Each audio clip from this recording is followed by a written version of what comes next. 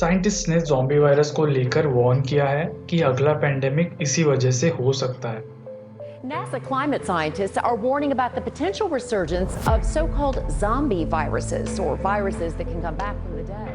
डरिए नहीं, ये ज़ॉम्बी वायरस फिल्मों के ज़ॉम्बीज से कितना सिमिलर है, आगे जानेंगे।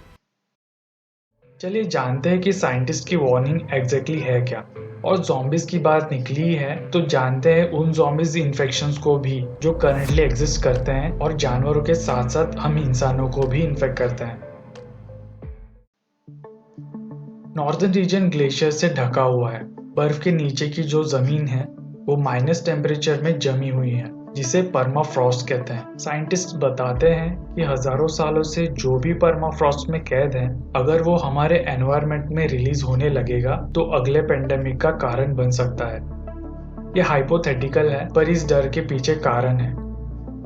मेथ्यूसेला माइक्रोब्स, जिसे ज़ॉम्बी वायरस भी कहते हैं, रिसर्चर्स को इस रीजन में मिला है। 2014 और 15 में एक्स मर्सेली यूनिवर्सिटी के रिसर्चर्स ने 30,000 साल पुरानी जमी हुई मिट्टी से 2 वायरसेस एक्सट्रैक्ट किए। इन वायरसेस को अमीबा, जो एक सिंगल सेल्यूलर ऑर्गेनिज्म है, उस पर टेस्ट करने पर पाया कि वायरस इन्फेक्ट कर रहा था, पर इंसानों को इन्फेक्ट करने जैसा नहीं है। उसी टीम ने 13 और ऐसे वायरसेस को एक्सट्रैक्ट किया है। तो ये बात तो कंफर्म हो जाती है कि परमाफ्रॉस्ट में वायरसेस ट्रैप्ड हैं।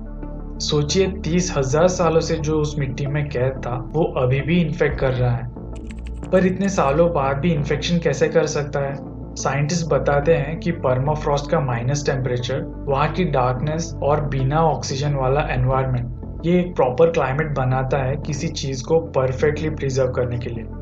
तो परमाफ्रॉस्ट में ह्यूमन से भी पहले के टाइम के माइक्रोब्स कैद हो सकते हैं। इमेजिन निएंडरथल, जो हमसे भी स्ट्रॉन्ग स्पीशीज मानी जाती है, उन्हें जिन पैथोजेंस ने उस टाइम पे इफेक्ट किया होगा, उनसे हमारा सामना।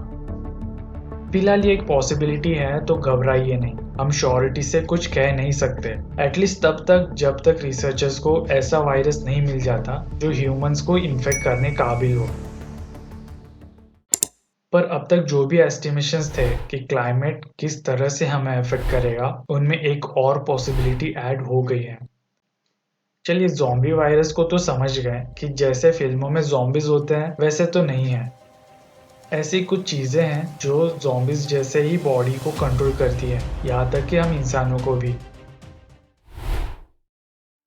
अगर आपने the last of us show देखा है तो आपको ये पता होगा, इस फंगस के स्पोर्स चींटी के ऊपर गिर जाए तो बॉडी में एब्जॉर्ब होते हैं और धीरे धीरे चींटी का पूरा कंट्रोल ले लेते हैं। कंट्रोल मिलते ही चींटी को अपने कॉलोनी से बाहर एग्जैक्टली ऐसी जगह पर ले जाता है जो ग्राउंड से एक सर्टेन हाइट पे हो, जहाँ फंगस फेवरेबल कंडीशंस में ग्रो हो सके। चींटी उस एग्जैक्ट स्पॉट पे जाके पत्ते को काट लेती है, जिससे कि वो मरने पर भी उस जगह पर टिकी रहे।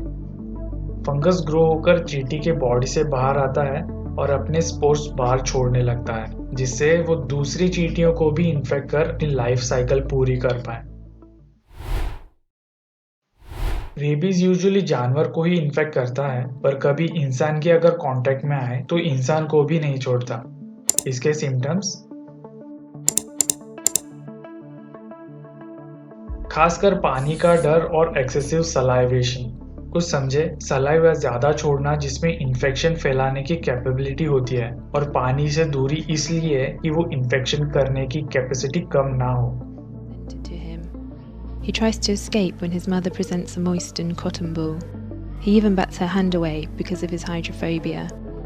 He demonstrates some gagging and difficulty swallowing. ऐसे और भी टाइप्स हैं, मैंने सिर्फ 2 को ही मेंशन किया है। अगर इस टॉपिक पे और डिटेल में वीडियो चाहते हैं तो कमेंट करके ज़रूर बताइए। वैसे आज तो आप ज़रूर कन्विंस हो गए होंगे कि क्लाइमेट चेंज एक नहीं बल्कि मल्टीपल फ्रंट से हमें अफेक्ट करेगा। क्लाइमेट चेंज और ऐसी इंटरेस्टिंग वीडियो के लिए चैनल को ज़रूर सब्सक्राइब करें। मिलते हैं अगले वीडियो में।